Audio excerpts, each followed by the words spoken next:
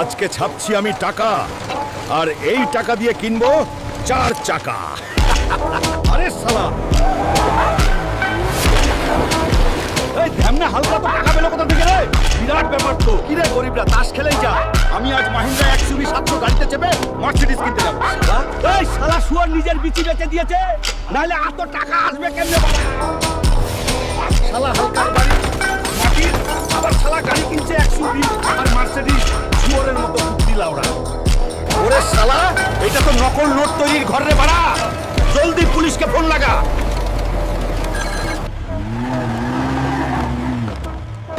চলো ডার্লিং, আজ আমরা সারা রাত এনজয় করব। কিরে মোটকা, নকল নোট ছাপছিস শালা? চল এবার জেল, ফুটকির বাতাস খাবি খালি।